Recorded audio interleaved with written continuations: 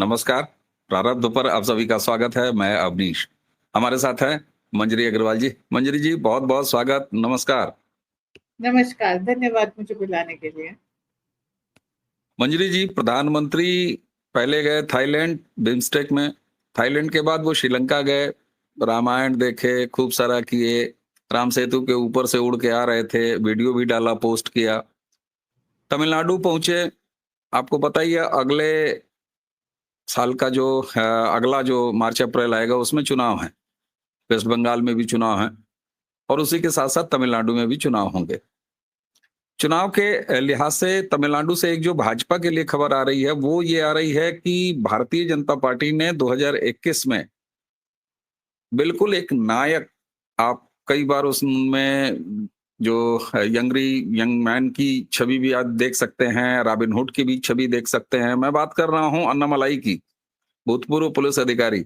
उन्होंने इस्तीफा दिया और 21 में वो बीजेपी तमिलनाडु के प्रेसिडेंट बनाए गए। उसके बाद उनकी यात्रा, एक-एक विधानसभाओं की यात्रा उन्होंने की और प जनता से कनेक्ट रखने वाले भारतीय संस्कृति और राष्ट्रवाद, ये उनका जो है और उनकी अपनी एक छवि, वो छवि भी मतलब क्या ही कहा जाए कि इस तरह की किसी की अगर आपके पास छवि हो, हालाँकि 21 में जब ये बनाए गए, उसके बाद इनकी जो छवि थी वो इस तरह की बनी, एक संघर्ष करने वाले युवा लड़ाका जो भारतीय उसके लिए। लेकिन अब इनको हटाया जा रहा है, हालाँकि इस समय जब हम वीडियो कर रहे हैं मंजरी जी, तो अभी भी ये अध्यक्ष हैं। लेकिन एक चीज़ और भी है कि अगर चुनावी ज़मीन देखी जाए, उसी तमिलनाडु की, तो लोकसभा चुनाव जो पिछला बीता है, उसमें जो जयललिता की पार्टी है, जो कि एआईएडीएमके, जिसके साथ अलायंस रहा है भाजपा का, लेकिन लोकसभा चुनाव के पहले वो अलायंस टूट गया था। नतीजा क्या हुआ? नतीजा ये हुआ कि 39 सीटों में से एक भी सीट ना एआईएडीएमके को मिली, बीजेपी को तो खैर 11% वोट हासिल हो गया, ये गनीमत हो गई।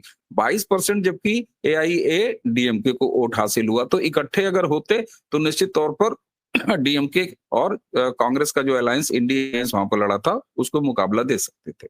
लेकिन लेकिन यहाँ सवाल ये उठता है कि बीजेपी अच्छा ग्रो कर रही है और इंडी अलायंस के जो गुट है, उसमें कांग्रेस से वोट शेयर तमिलनाडु में ज्यादा रहा है। तो ये एक आप कह सकते हैं कि अन्नामलाई के एक्टिव होने का इफेक्ट है।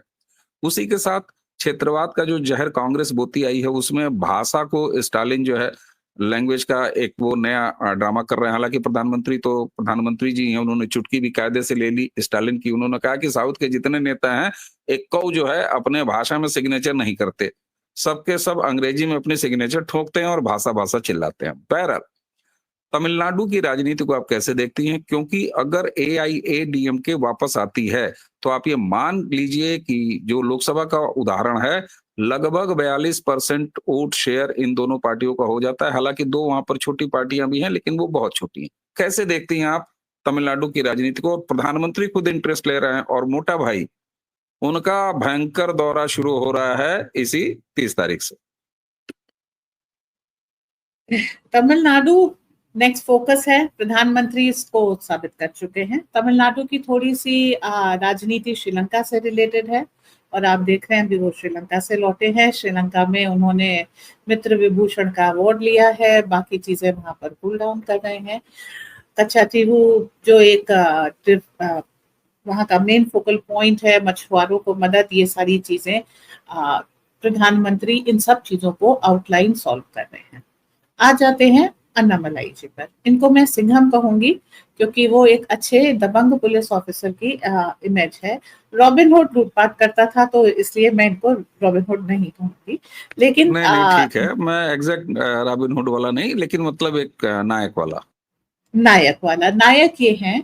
और जो ये कोड़े वाली तस्वीर है, इसको देख के बहुत सारे लोग द्रवित हुए थे, क्योंकि एक कन्या को जब ये न्याय नहीं दिला पाए, तो उन्होंने इसके लिए खुद को कोड़े मारे थे कि एक राजनेता के तौर पे मैं अपनी पुत्री या कन्या कह लीजिए, बहन कह लीजिए, उसको मैं न्याय नहीं दिलवा पाया, इसके लिए मैं खुद को दंडित करता हूँ। और ये बहुत ज्यादा दिल में घर कर गई थी। और आप ये सोच लीजिए, इनकी महिला फैन फॉलोइंग बहुत होगी। क्यों? एक तो ये न्यायप्रिय पुलिस ऑफिसर रहे हैं, इनको इन्वेस्टिगेट करना और ये सारी चीजें मालूम है। सेकेंडली, डीएमके के जब भी राज्य आता है तब लड़कियों के ऊपर, स्त्रियों के ऊपर अत्याचार बढ़ जाते हैं। ये चीज वहां की जनता समझती है, और उसमें जब कोई एक व्यक्ति उनके पक्ष से इस तरीके से मजबूती से सामने आता है तो इस बात को बहुत गहराई से लिया जाता है। दूसरी चीज ये है कि न्याय अक्सर जो है पॉलिटिकल पार्टीज अपने कैंडिडेट्स के लिए बाधित कर देती हैं, जो इस केस में भी हुआ था। तो आप पॉपुलैरिटी कह लीजिए, एक्सेप्टेंस कह लीजिए, अभूतपूर्व रही है श्री अन्नामलाई की, और वो बहुत तेजी से उभरते हुए नेता हैं। अभी वो प्रेसिडेंट हैं बीजेपी के, उनका कार्यकाल पूरा हो रहा है, जबकि मीडिया इस तरीके से चिल्ला रही है जैसे उनको हटाया जा रहा है। ये एक भ्रामक स्थिति है जो हमें बताई जा रही है, पर हकीकत से काफी दूर है। ये अगला अध्यक्ष नहीं बनना चाहते, इसका ये मतलब नहीं है इनका तमिलनाडु से रोल खत्म कर लिया, इनको सेंटर में खींच लेंगे। ये सारी चीजें लफाजी हैं। जरूरी नहीं है कि प्रदेश का जो मुख्यमंत्री हो या मुख्यमंत्री का पद का उम्मीदवार हो उसको बीजेपी प्रेसिडेंट या पार्टी प्रेसिडेंट की सीट हो, मिले। ऐसा एक्सेप्शन रहा है। सत्ता मतलब केंद्रित नहीं रखती है बीजेपी, आप इस बात से समझ लीजिए। पार्टी का प्रेसिडेंट कोई और होता है, अध्यक्ष कोई और होता है, और मुख्यमंत्री कोई और होता है। तो मैं जिस तरह से देखती हूँ कि इनकी मुख्यमंत्री पद की दावेदारी बढ़ गई है, क्योंकि पार्टी प्रेसिडेंट अब की कोई और होगा। आप ये देख लीजिए कि बीजेपी इस तरह से देखिए, योगी आदित्यनाथ जी भी अपना पार्टी प्रेसिडेंट नहीं है यूपी के। तो ये दो केंद्र रखती हैं, पार्टी प्रेसिडेंट अलग होता है बीजेपी का, मुख्यमंत्री का कैंडिडेट अलग होता है। अब आ जाते हैं एआईएडीएमके से अलायंस की बात पे। देखिए, जब भी बीजेपी किसी से अलायंस करती है, जैसे बिहार में नीतीश कुमार से किया, मायावती से उत्तर प्रदेश में किया, शिवसेना से महाराष्ट्र में किया, तो अक्सर ये होता है कि बीजेपी सेकंड सीट ले लेती है। तो उसका जो पार्टी का काडर है, उसका जो विकास है, वो साथ में नहीं होता। अन्नामलाई जी इस चीज के समर्थक थे, और उन्होंने जो पद यात्रा की और जिस तरीके से लोगों से कनेक्ट स्थापित किया, बीजेपी अब तक के तमिलनाडु के इतिहास में सबसे ज्यादा मजबूत स्थिति में है, और ये मजबूती दिन पर दिन बढ़ती जा रही है। जितनी अटकलें अन्नामलाई जी को यहाँ से तमिलनाडु से हटाने की लगाई जाएंगी, लोग उनके प्रति और जुड़ जाएंगे, तो ये नेगेटिव पब्लिसिटी भी उनके फेवर में जा रही है। डीएमके के साथ जो है काफी सारी क्रिश्चियन मिशनरीज वगैरह भी जुड़ी हुई हैं, और इसके कारण जो है वहां पर कन्वर्जन काफी हो रहा है। मदुरई में टंगस्टन की एक माइन मिली है, और उसका मतलब उससे जो है टंगस्टन निकाला इसलिए नहीं जा रहा है कि ये क्षेत्र रिच हो जाएगा, फिर वहां पर कन्वर्जन नहीं हो पाएगा। चलती हुई स्टर्लिंग की फैक्ट्री वहां पर हड़ताल करा के बंद करा दी गई, ताकि जो है तमिलनाडु को एक बीमार राज्य बनाया जा सके। तो ये सारी कॉन्स्पिरेसीज इसलिए चल रही हैं ताकि वहां पर कन्वर्जन तेज किया जा सके। अब अगले स्टेप पे आते हैं, तो वहां पर चर्च और इसकी जो पूरी जुगलबंदी है, वो नॉर्थ साउथ डिवाइड को, तमिल भाषावाद को, इन सब चीजों को बहुत प्रबल देती है।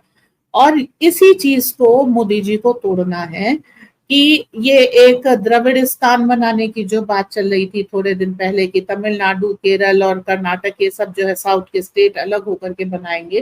तो ये जो भारत को खंड खंड तोड़ने की पॉलिटिक्स है, जो पेरियार की आइडियोलॉजी है कि नॉर्थ साउथ अलग है, और आर्यन द्रविडियन थ्योरी जो कि गलत साबित हो चुकी है, लेकिन अभी भी वहां पर खींचा जा रहा है इसको। ये सारी फॉल्ट लाइंस जो भारत को डिवाइड करी थी, मोदी जी इसको खत्म करना चाहते हैं, और इसमें बहुत सुंदर काम श्री अन्नामलाई कर रहे हैं। इसके लिए ये अश्योर्ड रहिए, इनको वहां से हटाया नहीं जाएगा, क्योंकि फिर जो है बीजेपी पार्टी बिखर जाएगी, और उसको जोड़े रखने के लिए और अन्नामलाई जी का वहां पर होना जरूरी है। ये एक्सपेरिमेंट तेलंगाना में हो गया है।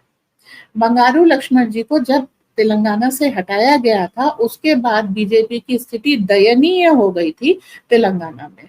तो ये गलती दोबारा अब की वहां पर नहीं की जाएगी। ये बात आती है कि पोल अलायंस हम करने में जब भी आगे जाते हैं, जैसे एआईएडीएमके से कर ले, तो हम अपना मुख्यमंत्री बनाते ही नहीं है। हम पहले 6 महीने जहां दूसरी पार्टी को देते हैं, और दूसरी पार्टी का, जैसे चाहे हमने नीतीश कुमार को बनाया, मायावती को बनाया, और उद्धव ठाकरे को बनाया, वो सत्ता खाली करना नहीं चाहते। और इसके साथ साथ जो है हमारे यहाँ भी स्लैकिंग हो जाती है, तो हमारी पार्टी जो है बहुत खत्म हो जाती है। नीतीश कुमार को मुख्यमंत्री बनाने के बाद अपना बीजेपी का मुख्यमंत्री बनाना बिहार में मुश्किल हो गया था। जब भी हमने टर्न अपना आने पर अपना मुख्यमंत्री बनाना चाहा, मायावती ने सत्ता गिरा दी थी। तो इस विशेष साइकिल से बचाने के लिए बीजेपी के कटु अनुभव रहे हैं पूर्व में, तो इन सब चीजों को हटाने के लिए ही अन्नामलाई इस अलायंस का विरोध कर रहे हैं। अभी उनकी, और जब पार्टी प्रेसिडेंट की पद से वो हटेंगे, वो अपनी कंस्टिट्यूएंसी वगैरह पे और ध्यान देंगे और चीज को मजबूती से ला करके, उनके पास अभी 1 साल का समय है, देखिए ऊंट किस करवट बदलता है। मीनवाइल आप नेगोशिएशंस चालू रखिए, क्योंकि ये राजनीति है, यहाँ विजय एकमात्र सत्य है। उसके अलावा अगर आप जीतते नहीं है, आप तमिलनाडु में सरकार नहीं बनाते हैं, तो आप कुछ भी कर पाने में असंभव फेल हो गए। अब अगली बार, अभी जो रिसेंट इवेंट हुआ है उसको देख लेते हैं। नेशनल एजुकेशन पॉलिसी को हमको तमिलनाडु में लागू कराना था और डीएमके इसके कड़े विरोध में थी। हमने इसमें संसद में विरोध भी देखा, सब कुछ, लेकिन हम सफलतापूर्वक इस एजुकेशन पॉलिसी को लागू कराने में सफल हो रहे हैं। चूंकि अभी पूरी तौर पे लागू नहीं हुई है, इसलिए मैं प्रेजेंट कॉन्टिन्यूअस टेंस का प्रयोग कर रही हूँ। बहरहाल ऑपोजिशन वहां का, तमिलनाडु का, काफी हद तक कम हो गया है और चीजें वैसे जा रही हैं जैसे प्रधानमंत्री चाहते थे, ताकि आगे पेरियार पुत्र पैदा ना हो, भारत माता की संतान ही रहे। तो इस चीज को देखते हुए कि अब हमारी एक पकड़ आती जा रही है। ये पकड़ क्यों आ रही है? ये इसलिए आ रही है कि अपराध और भ्रष्टाचार, 2 चीजें डीएमके की साथी है। अपराध में आप ये जो एक बलात्कार का केस था जिसमें अन्नामलाई जी ने अपने आप को कोड़े मारे, और भ्रष्टाचार, इनके जो नेहरू हैं, के नेहरू, उनके घर में उनके 10 ठिकानों पे ईडी छापेमारी कर रही है। तो वो एक पार्टी है। तो ये सारी चीजें जब सेंट्रल इन्वेस्टिगेशन अथॉरिटीज वो करती हैं, तो ये ऐसा तो है नहीं कि नेहरू भ्रष्टाचार कर रहे हैं और स्टालिन को पता ना हो। तो पहले भी काफी इनकी संलिप्तताओं के आरोप लगते रहे हैं। तो वहां पर तमिलनाडु के विकास के लिए और भारत की इंटीग्रिटी के लिए ये जरूरी है कि वहां पे बीजेपी लेड गवर्नमेंट आए। तो अभी जो इस अलायंस में सबसे बड़ी प्रॉब्लम ये है कि एआईडीएमके ये चाहेगी मुख्यमंत्री उसका, और ये हम सारी कोशिश करके हमने 6 महीने 7 महीने के लिए शिंदे जी को मुख्यमंत्री बनाया। बाद में जब हमें फडणवीस जी को मुख्यमंत्री बनाना था, हम लोगों को नाको चने चबाने पड़ गए। तो ये हमेशा धोखा होता है। अगर आप बड़ी पार्टी हो करके सब्र रख लें तो छोटा वाला फैल जाता है और फिर सारी चीजों को कमान में लेने के लिए बहुत मेहनत करनी पड़ती है। तो जो वहां का समीकरण बन रहा है वो यही है, अन्नामलाई जी को वहां से नहीं हटाया जाएगा। लोग केंद्र में उनको तरह तरह के पद दे रहे हैं, वो पद नहीं दिए जाएंगे। पार्टी प्रेसिडेंट पद में वो नहीं है, ताकि वो अपनी कंस्टिट्यूएंसी और आसपास की कंस्टिट्यूएंसी पे ध्यान रख सकें और उनका प्रेजेंस तमिलनाडु की राजनीति में बना रहेगा। जी ठीक, ये बात समझ में आती है। अच्छा, एक चीज और, ये आपने बड़ा अच्छे तरह साफ किया कि जिस तरीके से ये प्रचारित करने की कोशिश की जा रही है, और मैंने भी आपसे शुरुआत में यही बिंदु रखा कि उनको हटाया जा रहा है या उनको बदला जा रहा है, लेकिन साफ तौर पर आपने कहा और यही हकीकत है कि उनका कार्यकाल खत्म हो रहा है और बीजेपी में ये परंपरा है कि दूसरा अध्यक्ष, हाँ, अब वो दूसरे अध्यक्ष के कार्यकाल के लिए खुद को अपनी रेस से बाहर कर लिए। ये सही बात है कि दूसरी बार नहीं बनने जा रहे। आपने बड़ा सही कहा कि भैया दूसरी बार पार्टी अध्यक्ष नहीं, मतलब स्टेट अध्यक्ष नहीं बनने जा रहे हैं। इसका ये मतलब थोड़ी ना कि सीएम फेस नहीं है। लेकिन एक बात और देखनी पड़ेगी कि जो तमिलनाडु की राजनीति है उसमें एआईएडीएमके जिस स्थिति में है, निश्चित तौर पर बीजेपी अभी छोटा भाई है। अगर लोकसभा का ही देख लिया जाए तो 11.8% के आसपास वोट मिले हैं बीजेपी को, जबकि 22% वोट मिले हैं एआईएडीएमके को। हाँ, ये अलग बात है कि कांग्रेस वो लगभग 10% के आसपास है, तो बीजेपी कांग्रेस को लांग गई है। ये बड़ी बात है, कम से कम तमिल राजनीति के हिसाब से अगर आप देखी जाए, या द्रविड़ियन पॉलिटिक्स के हिसाब से आप देखिए। हालांकि राहुल गांधी का जो जहर बोलने वाली पॉलिसी है वो भाषा के आधार पर बंटवारे की वहां पर दिखाई दे रही है। पहले सनातन को डेंगू, मलेरिया, दिस दैट, लेकिन साउथ से सनातन का जो रिश्ता है उसको तोड़ पाना शायद बड़ा मुश्किल है, और मुश्किल क्या, असंभव है। प्रधानमंत्री भी साउथ को लेके कल्चरल और सनातनी कल्चरल को लेके एक अलग से उनका मिजाज दिखाई देता है। ये बड़ी मार्के की चीज है। और प्रधानमंत्री कैसे धीरे धीरे धीरे करके दिल में जगह बनाते हैं, ये कई स्टेट में हम लोगों ने सीधे देख रखा है। आप मंजरी, कहीं ऐसा तो नहीं है कि ये जो पलानी स्वामी और अन्नामलाई, चूंकि ये जो पश्चिमी तमिलनाडु है उसके एक ही समाज से आते हैं, तो इस वजह से भी एक नया कॉम्बिनेशन की अगर एआईएडीएमके के साथ समझौता हो रहा है, और सीएम तो हमेशा बड़ा भाई बनेगा, क्या बीजेपी बड़ा भाई बनने की स्थिति में है कि अभी भी वो एआईएडीएमके के साथ चलना चाहेगी? स्थिति क्या है आपके हिसाब से?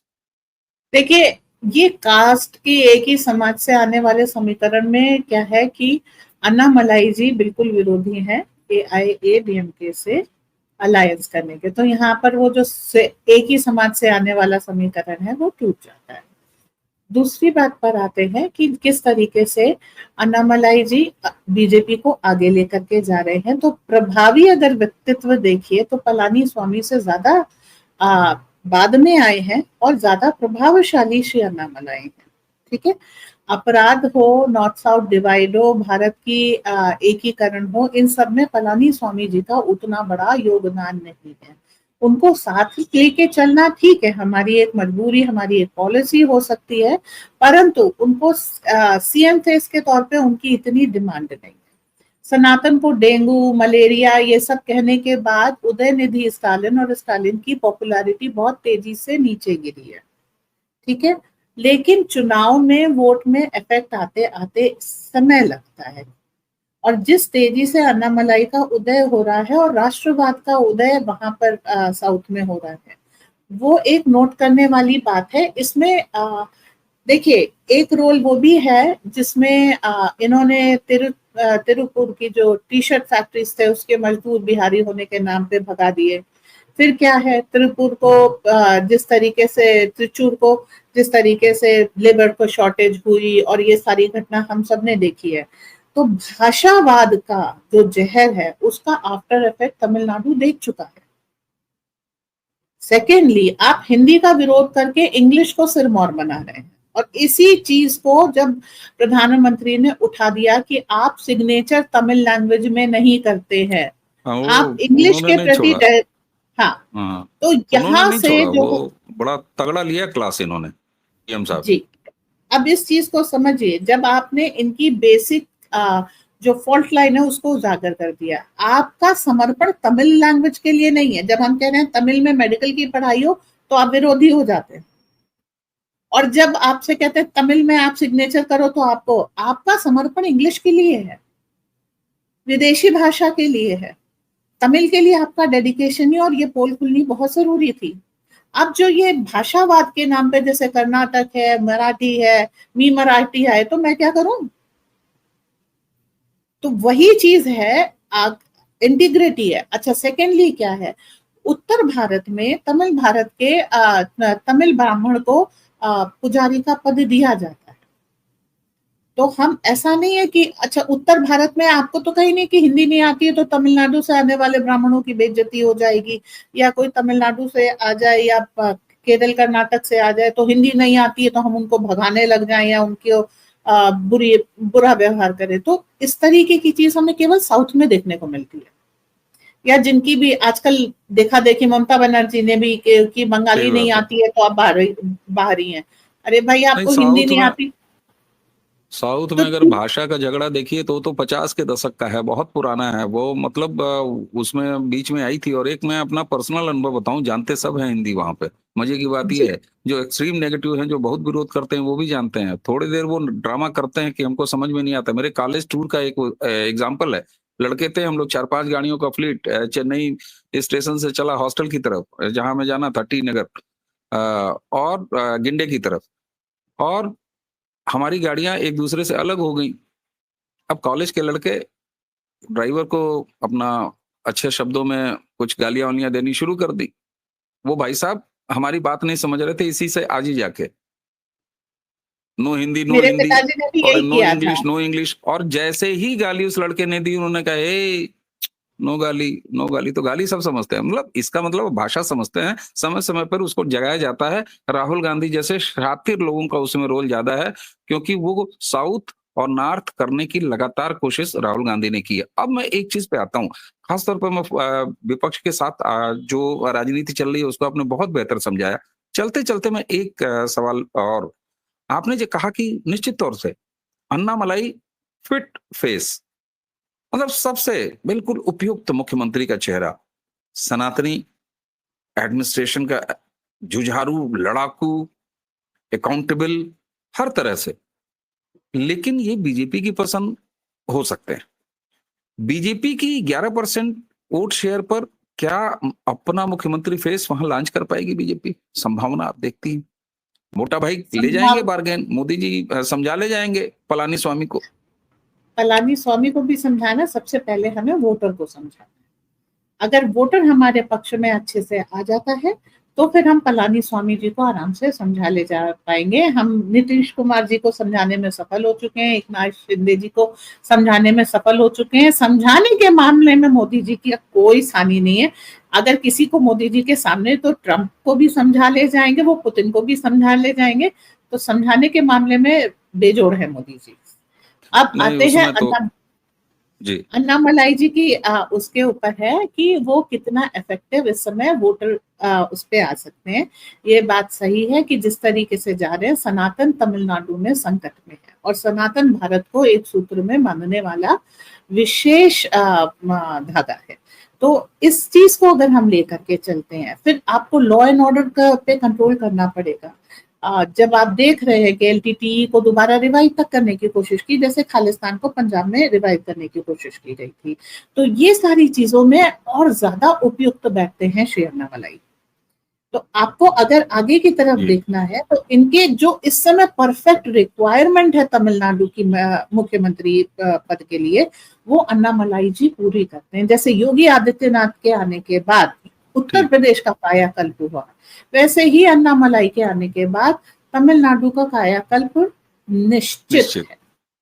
निश्चित निश्चित, इस बात में कोई दो राय नहीं है। लेकिन जब चुनावी हकीकत की जमीन आती है तो वहां ये भी देखना पड़ता है कि योगी आदित्यनाथ उत्तर प्रदेश में तब आए जब भारतीय जनता पार्टी पहली बार 2017 में अपने चुनाव निशान पर बहुमत लेके आई। उसके बाद फिर आपको योगी आदित्यनाथ जी मिले। यही स्थिति जो है तमिलनाडु में जब जाते हैं तो वहां अभी भी क्या ऐसी स्थिति है? 11% का वोट शेयर, हालांकि ये लोकसभा का वोट शेयर है, विधानसभा का वोट शेयर नहीं है, निश्चित तौर पर नहीं है। लेकिन जनता के अंदर भारतीय जनता पार्टी जो साउथ में एंट्री, और कांग्रेस से तो कम से कम अब अच्छी खासी ऊपर है विधानसभा स्तर पर, लोकसभा स्तर पर तो साफ तौर पर दिखाई देता है। तो ये एक नई रणनीति बीजेपी की, जो ऑपरेशन तमिलनाडु विधानसभा इलेक्शन है, उसमें मोटा भाई अब जब पहुंचेंगे तो बहुत सारी गर्मी आएगी। गर्मी का सीजन भी आ रहा है, हम लोग आगे भी बात करते रहेंगे।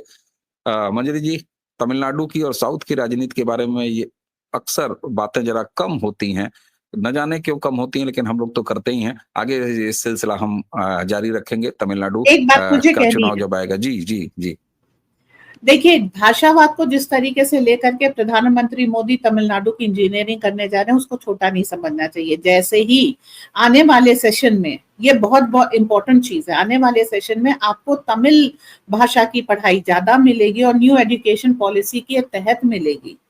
वहां से लोगों की बिल्कुल मेंटालिटी पूरी बदल जाएगी कि हिंदी आकर के तमिल को क्रश कर देगी और तमिल कल्चर को नष्ट करने की कोशिश की जा रही है। बल्कि अब हम कलेक्टिव तौर पे बीजेपी इस इंजीनियरिंग में इस बात को लोगों तक पहुंचाने में लगेगी, अगर सफल हो गई तो वो जीतेगी भी, कि हम आपकी तमिल भाषा को ज्यादा सम्मान दे रहे हैं और ज्यादा मजबूती दे रहे हैं। और क्षेत्र में आप क्षेत्रवाद मत रखिए, क्योंकि आपको हर इंडस्ट्री में जो मजदूर चाहिए वो नॉर्थ से आ रहे हैं, इसलिए हिंदी बिल्कुल इस मंजरी जी, बहुत बड़ी बात आपने कही। और एक चीज और बता दूं, जैसा मैंने आपको कहा कि इतिहास बहुत पुराना है। ये जो भाषा के बंटवारे की राजनीति है खासतौर से तमिलनाडु में, तो इसकी जड़ें तो बहुत पुरानी है।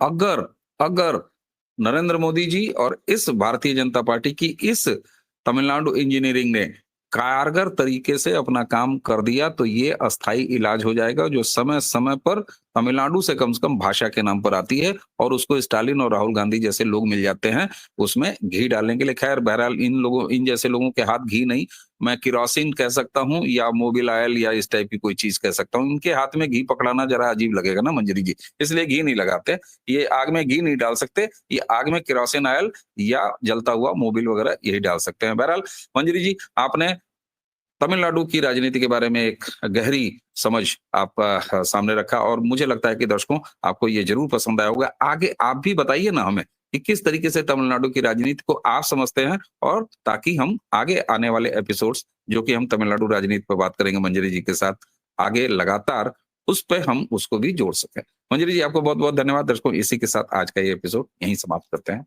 नमस्कार। नमस्कार।